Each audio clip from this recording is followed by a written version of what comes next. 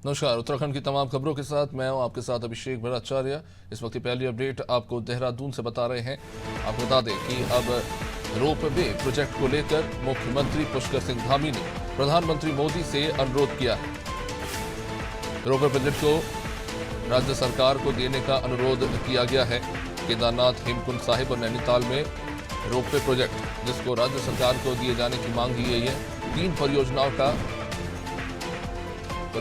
को लेकर NHAI काम कर रहा है। विभिन्न परियोजनाओं के विकास को लेकर भी अनुरोध मुख्यमंत्री पुष्कर सिंह धामी के द्वारा किया गया है। हमारे साथ हमारे सहयोगी सोनू इस वक्त जुड़ चुके हैं। सोनू, प्रधानमंत्री से अनुरोध किया गया है रोपवे परियोजना को राज्य सरकार को देने के लिए। क्या कारण निकल के आ रहे हैं इसके पीछे? राज्य सरकार की इसको लेकर क्या कार्य योजना?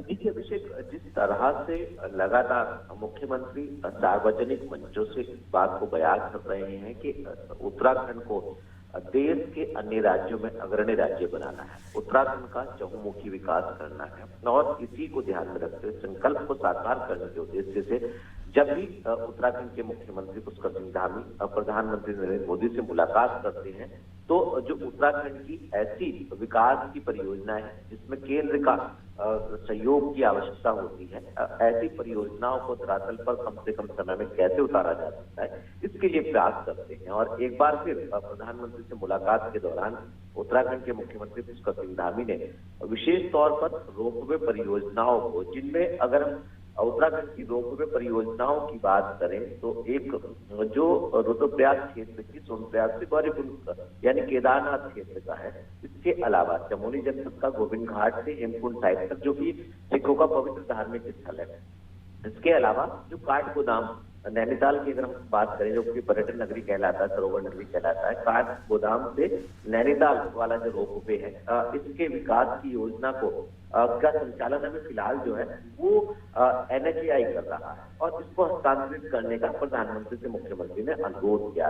इसके अलावा दूसरा जो बहुत महत्वपूर्ण पहलू अभिषेक वो ये है कि उत्तराखंड ऊर्जा प्रदेश भी कहलाता है और ऐसे में बड़ी तादाद में यहाँ पर विद्युत का उत्पादन भी हो रहा है और कई परियोजनाएं प्रस्तावित भी है। कुछ परियोजनाओं का संचालन होना और कुछ को धरातल पर उतारा जाना, इसको ध्यान में रखते हुए जब भी उत्तराखंड के मुख्यमंत्री प्रधानमंत्री से मुलाकात करते हैं तो इसका भी अनुरोध करते हैं क्योंकि इसमें केंद्र से NOC की आवश्यकता है। कुछ मामले कोर्ट में भी लंबित है।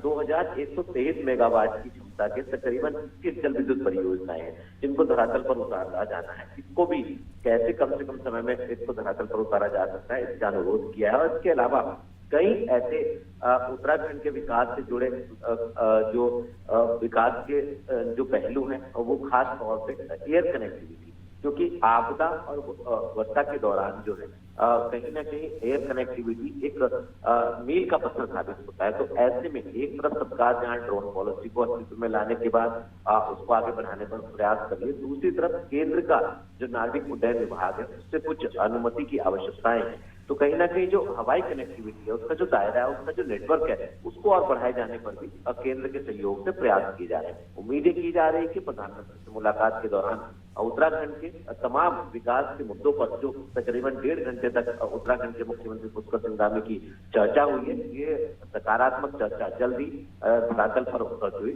नजर आएगी।